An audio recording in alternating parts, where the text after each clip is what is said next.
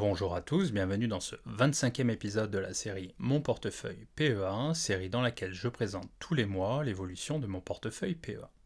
Alors comme vous le savez, si vous suivez la chaîne depuis un certain temps, mon objectif sera de faire passer mon portefeuille PEA de 0 € à 500 000 € en 30 ans, en procédant à des apports mensuels. J'en profite pour rappeler ici qu'il est important de se fixer un objectif à long terme, si possible un objectif réaliste afin de pouvoir mettre en place le plan d'action adéquat. Donc on attaque la saison 3 avec cette vidéo. On voit que le portefeuille est actuellement valorisé à hauteur de 26 511 €. Et puis comme d'habitude, je vais présenter l'évolution du portefeuille au cours du mois passé. Et on verra que Monish Pabrai vient d'entrer sur Prosus, ligne qui constitue la plus grosse pondération de mon portefeuille actuellement. Alors comme d'habitude, point important, les informations présentées dans cette vidéo ne constituent aucunement des conseils en investissement, celles-ci ont un but purement éducatif. Par ailleurs, le portefeuille présenté dans cette vidéo n'a pas vocation à être répliqué, celui-ci correspondant à des facteurs, à savoir un profil d'investisseur, un horizon d'investissement et une approche spécifique à l'auteur de cette vidéo. Enfin, tout investissement boursier implique des risques, dont le risque de perte partielle ou totale de l'investissement de départ. Il est donc primordial que vous fassiez votre propre analyse avant d'investir en bourse. Ces rappels d'usage étant faits, nous pouvons passer à la présentation du portefeuille.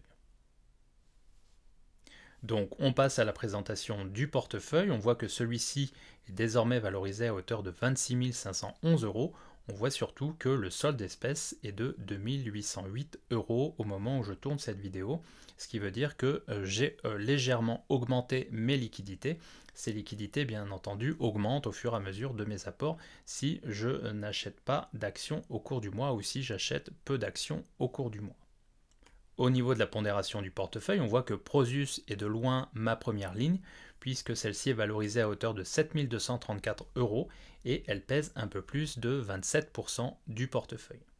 Alors de mon côté, comme je l'ai déjà expliqué dans plusieurs vidéos, j'ai pour le moment procédé à un peu plus de 21 000 € d'apport et je vais continuer de procéder à des apports mensuels sur le PEA, ce qui veut dire bien entendu que les 21 000 € que j'ai apportés pour le moment sur le PEA représentent une partie relativement faible de l'ensemble des apports qui auront lieu sur longue période, puisque je vous rappelle qu'on peut déposer pour le moment sur un PEA 150 000 € et que ces 150 000 € pourraient être augmentés, c'est-à-dire que le plafond pourrait être relevé en fonction de l'inflation, bien entendu. Donc il est toujours important de remettre en contexte cette surpondération de Prosus dans mon portefeuille. Autrement dit, si je ne procédais pas à des apports réguliers, peut-être que j'aurais une pondération beaucoup plus faible sur Prosus, probablement une pondération qui ne dépasserait pas 10% du portefeuille. Alors au-delà de Prosus, on voit que les principales lignes sont Total Energy, Danone, Renault, AB InBev et désormais Nikon, même si on verra que j'ai vendu 25 actions sur Nikon pour alléger légèrement la ligne afin de reconstituer mes liquidités en portefeuille. On peut voir également ici que ma ligne la plus spéculative, Inat Pharma, ne représente que 0,8% du portefeuille au moment où je tourne cette vidéo. Je vous rappelle que j'utilise parfois les lignes spéculatives comme des call options et ces lignes spéculatives ne représentent qu'une infime partie de mon portefeuille. Au niveau des faits marquants du mois, donc pour le mois de décembre 2021, on voit que le rendement mensuel du portefeuille est de plus 1,6%, donc le portefeuille a été porté par le rallye de fin d'année. Et puis au niveau des prises de position, donc toujours pour décembre 2021, on voit que j'ai renforcé ma ligne Prosus et je vais en parler juste après. Et puis j'ai légèrement allégé ma ligne Nikon, j'en ai parlé, pour reconstituer mes liquidités. C'est pour ça qu'aujourd'hui j'ai un peu plus de 10% de liquidités en portefeuille. Autrement dit, on peut dire que le mois de décembre 2021 a été relativement calme au niveau des prises de position, en tout cas en ce qui me concerne. Alors ce que je vais faire maintenant, c'est que je vais passer en revue mes différentes prises de position au cours du mois de décembre 2021. Donc il y a eu 2 prises de position. La première, c'est une augmentation de ma ligne Prosus, puisque j'ai augmenté ma ligne Prosus de 7 actions, comme on peut le voir ici. On voit que mon PRU sur Prosus est désormais inférieur à 74 €, alors que les cours oscillent entre 70 et 74 € au cours des dernières semaines. Par ailleurs, j'ai réduit mon exposition à Nikon puisque j'ai vendu 25 actions. Alors l'objectif, je l'ai marqué ici, l'objectif est de reconstituer, en tout cas était de reconstituer mes liquidités. On voit que les liquidités ont bien augmenté ici au niveau du solde d'espèces. Donc il s'agit sur Nikon d'une vente partielle. On voit que j'ai vendu ces 25 actions à un cours de 5,25 € avec une plus-value de 1,91% qui n'a aucune conséquence. C'est-à-dire qu'ici l'objectif est simplement de reconstituer les liquidités et pas forcément de prendre une plus-value ou une moins-value légère. Le but c'est simplement d'équilibrer le portefeuille.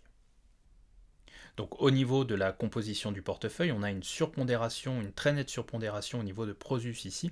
J'ai expliqué un petit peu pourquoi avant, en sachant que je vais continuer à procéder à des apports mensuels. Et puis on a ensuite une sorte d'équilibre, un relatif équilibre entre toutes les lignes qui composent le portefeuille. Ensuite, de Total Energy ici à SMCP ensuite. Et puis on a des petites lignes. Alors vous savez que j'ai pris une partie de mes bénéfices sur Kinepolis. Le titre est en hausse de 146%, donc j'avais pris la moitié de mes bénéfices sur Kinepolis.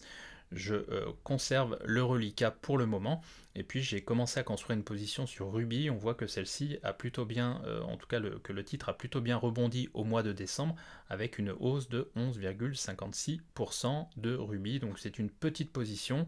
Pour le moment, je n'y touche pas, bien entendu, si le titre revenait à faire de nouveaux plus bas, je pourrais éventuellement renforcer cette ligne dans une optique value.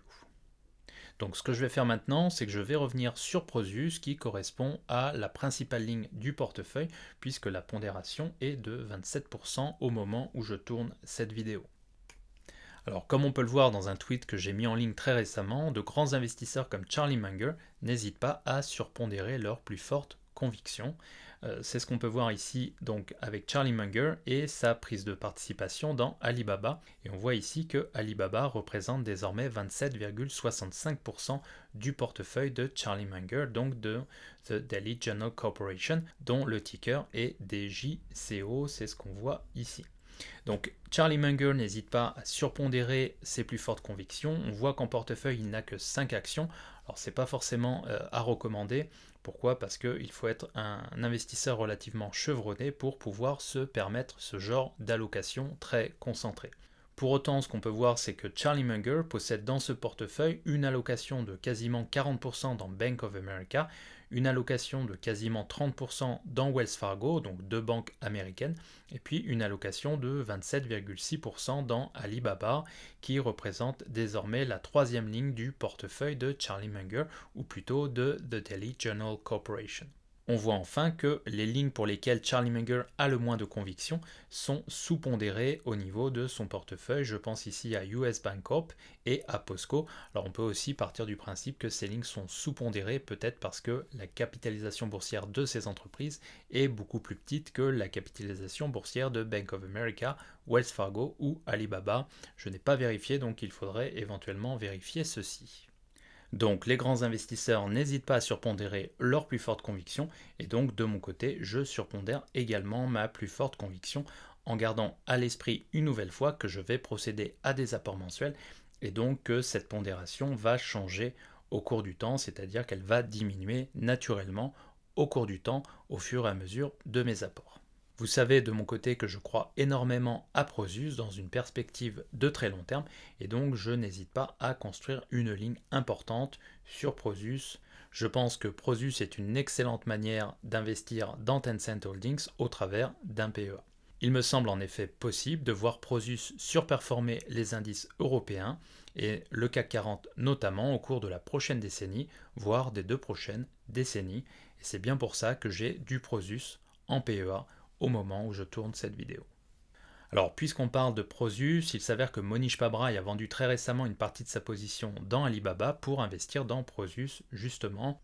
Donc, je vous ai mis ici une vidéo, vous trouverez le lien sous la vidéo, donc d'une interview de Monish Pabrai qui explique pourquoi il a vendu Alibaba pour réinvestir dans Prosus. Il explique grosso modo qu'il pouvait bénéficier d'un crédit d'impôt en vendant Alibaba, donc en prenant ses pertes, et de bénéficier d'une entreprise qui est à ses yeux légèrement meilleure qu'Alibaba, à savoir Tencent, et il pense que Prosus est encore un meilleur investissement que Tencent, à mon avis, en raison de la présence d'un portefeuille de capital risque investi dans de nombreuses licornes indiennes. Donc pour la partie américaine du portefeuille de Monish Pabrai, je vous rappelle que Monish Pabrai investit à la fois aux États-Unis mais aussi en dehors des États-Unis, notamment en Europe et en Inde. Et donc son portefeuille américain est mis à jour régulièrement puisqu'il doit mettre à jour ce portefeuille auprès de la SEC. Et puis on n'a pas accès au portefeuille qui n'est pas justement aux États-Unis. Donc on a juste une vision sur la partie américaine du portefeuille et puis ensuite on a ce qu'il nous dit dans certaines interviews comme ici. Et donc sur la partie américaine du portefeuille, Mohnish Pabrai a toujours 4% d'Alibaba alors qu'il en avait environ 20% au trimestre d'avant. Et donc ça veut dire qu'il a vendu environ 80% de sa position Alibaba pour la réinvestir, en tout cas réinvestir l'argent sur Prosus, donc coté à Amsterdam. Donc là encore, on a un grand investisseur qui n'hésite pas à investir une grosse partie de son portefeuille dans l'une de ses plus fortes convictions. Alors pour ceux qui le souhaitent, vous pouvez toujours accéder à mes portefeuilles, donc PEA et CTO, en entrant votre adresse email sur mon site internet. Vous trouverez un lien sous la vidéo. A noter que la mise à jour des deux fichiers aura lieu désormais une fois par mois après la publication de la vidéo Mon portefeuille PEA. Comme vous pouvez le voir ici, le site internet épargne investissement et patrimoine.fr a été mis à jour et il va continuer d'être mis à jour. Il a été modernisé et on va continuer de moderniser le site. Comme vous pouvez le voir ici, on a une section Apprendre la bourse dans laquelle vous retrouverez toutes les vidéos que je poste sur YouTube, donc chaque semaine. Et puis vous retrouverez notamment les playlists analyse fondamentale, donc 30 leçons d'analyse fondamentale, la playlist 50 leçons d'analyse technique, et puis la playlist La bourse au livre, playlist dans laquelle je synthétise des livres sur la bourse régulièrement. Donc vous retrouverez l'ensemble du contenu gratuit dans cette section, donc sur Apprendre la bourse, et puis vous retrouverez également une section offre dans laquelle je propose de nouvelles offres, et donc si ça vous intéresse, vous pouvez éventuellement y jeter un œil. Bien entendu, je n'oblige personne à souscrire à ces offres, il y aura toujours une partie gratuite sur épargne investissement et patrimoine.fr et je continuerai à diffuser des vidéos chaque semaine et puis on aura également une partie offre ici sur le site internet et donc pour ceux que ça intéresse vous pouvez éventuellement y jeter un œil. J'en profite enfin pour rappeler que le Discord, donc épargne, investissement et patrimoine, est accessible à tous et entièrement gratuit bien entendu. Donc si vous souhaitez nous rejoindre sur le Discord et échanger avec d'autres membres actifs de la communauté, n'hésitez pas bien entendu à nous rejoindre via le lien qui se trouve sous la vidéo. Alors très rapidement, je vous présente la Google Sheet mise à jour. On voit que les liquidités ont bien augmenté, on l'a vu, et puis on voit surtout que le portefeuille est en hausse de 22,32%, donc le portefeuille PEA est en hausse de 22,32% depuis l'ouverture de celui-ci, donc en janvier 2019, et puis on voit que en date du 31 décembre 2021, le rendement annualisé sur base du TRI, donc le taux de rendement interne, est de 10,77%. Alors j'ai calculé très récemment le rendement du portefeuille PEA au cours de l'année 2021, une année exceptionnelle où les indices ont été très performants. Le rendement sur le portefeuille PEA a été de 9,53%, donc un rendement qui correspond à un tiers du rendement du CAC 40 Total Return, ce qui veut dire que mon portefeuille PEA a largement sous-performé le CAC 40 cette année, un CAC 40 bien entendu qui a été extrêmement porteur et donc un CAC 40 qui a été extrêmement performant cette année. Ceci étant, le rendement annualisé du portefeuille est de 10,77%, ce qui est tout à fait convenable, même si effectivement, depuis 3 mois, le portefeuille a tendance à sous-performer le CAC 40 Total Return. Il faudra voir si c'est toujours le cas en fin d'année 2022. Au niveau des plus-values et des moins-values réalisées, j'en ai parlé en début de vidéo, j'ai réalisé une plus-value de 1,91% qui n'a aucun intérêt particulier puisqu'il s'agit uniquement d'un allègement et d'une reconstitution de liquidité au niveau du PEA. Au niveau des dividendes, on voit que j'attends un dividende de 33 € au mois de janvier 2022 sur Total. Donc Total Energy, il faut que je change le nom ici. Et puis on voit que sur l'année 2022, pour le moment, au regard des lignes que j'ai en portefeuille, j'attends 432 € de dividendes. Au niveau de l'allocation du portefeuille, on voit que les liquidités sont en augmentation puisque j'ai désormais 10,6% de liquidités en PEA. On voit également que Prosus représente de loin la première ligne de mon portefeuille puisque Prosus pèse au moment où je tourne cette vidéo 27,3% du portefeuille. Et puis on va retrouver Renault SA, donc 6,1% du portefeuille, Total Energy 8,5% du portefeuille. Puis suivent Danone, 7,4% du portefeuille, Maison du Monde, 5,4% du portefeuille, Société BIC, 5,5% du portefeuille, Eutelsat Communications 4,9% du portefeuille, Ontex Group 4,6% du portefeuille, AB InBev 5,9% du portefeuille, Kinepolis 1,9% du portefeuille, SMCP 3,8% du portefeuille, Nikon 5,6% du portefeuille et Ruby 1,6% du portefeuille. Alors ce que je fais en général en fin d'année, c'est que je regarde l'allocation de manière un peu plus détaillée. Et donc on va commencer ici avec l'allocation géographique. On voit que 60% du PEA est investi en France, on voit que 12% du PEA est investi en Belgique et que le reste est investi aux Pays-Bas, réellement en Chine et pays émergents, puisque ces 27,3% correspondent à ma position sur Prosus. Donc c'est un portefeuille qui à ce stade, bien entendu ça va évoluer au cours des mois et des années qui viennent, mais c'est plutôt un portefeuille qui est tourné pour le moment vers la France, puis vers la Belgique et également vers la Chine.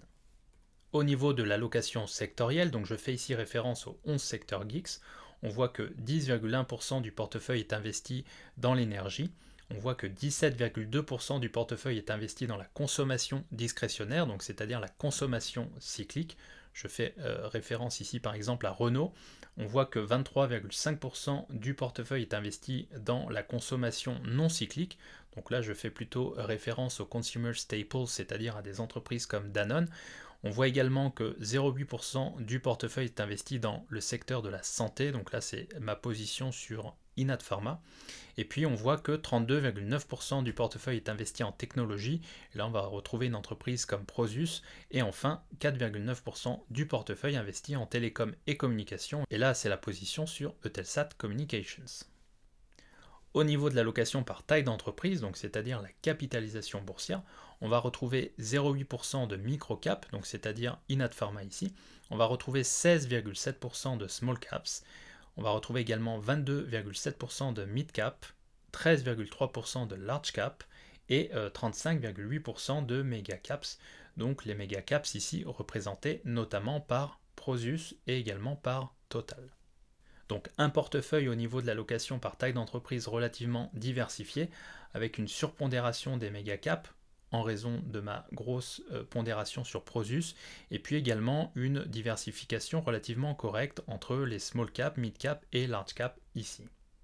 Au niveau de l'allocation à la Peter Lynch, vous savez que j'ai plutôt une approche à la Peter Lynch, et d'ailleurs je me demande si je ne vais pas modifier la façon dont je travaille sur le CTO en utilisant éventuellement une allocation à la Peter Lynch également. Donc je suis en réflexion sur ce point pour éventuellement modifier mon approche également sur le CTO, puisque j'estime que cette approche me convient davantage qu'une approche à la Mark Faber, puisqu'on l'a vu, une approche à la Mark Faber est relativement compliquée à mettre en place lorsqu'on procède à des apports réguliers, c'est-à-dire qu'on a un capital limité, donc il faut l'allouer, et le problème c'est qu'on ne peut pas l'allouer sur toutes les classes d'actifs en même temps, et donc on a un déséquilibre au niveau du portefeuille qui augmente la volatilité de celui-ci, et qui est plutôt contre-productif par rapport à l'objectif d'une gestion justement à la Mark Faber qui se veut équipondérée et donc relativement équilibrée. Donc je vais avoir l'occasion de revenir sur ce point dans ma prochaine vidéo, mon portefeuille CTO, et donc je songe à modifier mon approche et à transformer mon approche en une approche à la Peter Lynch sur le CTO également. Bien entendu, vous pouvez me laisser des commentaires sous la vidéo pour m'indiquer ce que vous en pensez. Alors au niveau de l'allocation à la Peter Lynch, donc sur le PEA, on voit que j'ai actuellement 36,8% de fast growers, donc quasiment 37%. On voit que Peter Lynch aimait avoir entre 30 et 40% de fast growers, donc on est bien à ce niveau-là. Au niveau des stalwarts, j'ai actuellement 14,9% de stalwarts en portefeuille, donc on est bien dans le range qu'utilisait Peter Lynch, c'est-à-dire avoir entre 10 et 20% de stalwarts en portefeuille, donc des entreprises très solides, des valeurs piliers. Et puis j'ai également 15,6% de cyclicals, donc des valeurs cycliques qui dépendent de la conjoncture économique. Donc on voit que Peter Lynch aimait bien avoir entre 10 et 20% de son portefeuille investi en valeurs cycliques. J'ai également 16,3% de valeurs investies donc dans des turnarounds. Je rappelle que les turnarounds sont généralement des valeurs cycliques pour lesquelles on anticipe une potentielle recovery. On a également dans ce portefeuille 3% d'asset play. Alors Kinepolis aujourd'hui ne serait plus forcément un asset play, et donc il va falloir que je le reclasse à un moment. Et puis on trouve également dans ce portefeuille 13,4% de slow growers. Autrement dit, on est globalement en phase avec l'allocation à la Peter Lynch dans ce portefeuille PEA. Alors comme d'habitude, je vais terminer cette vidéo avec une question, et la question du mois est la suivante. Si vous ne deviez en choisir qu'une, quelle serait l'entreprise dans laquelle vous investiriez en 2022? Et je vais préciser dans une perspective de long terme, c'est-à-dire avec un horizon d'investissement supérieur à 5 ans si possible. Donc n'hésitez pas à me mettre en commentaire quelle serait cette entreprise, donc c'est-à-dire une entreprise dans laquelle vous avez une énorme conviction, et bien sûr au-delà des 5 prochaines années. C'est toujours intéressant d'avoir le feedback de la communauté et puis surtout de pouvoir échanger autour de cette question. Voilà, c'est tout pour cette vidéo. Bien entendu, si vous aimez le contenu de cette chaîne, n'hésitez pas à liker et à vous abonner. Et puis je vous dis à très bientôt pour de nouvelles vidéos. Allez, merci.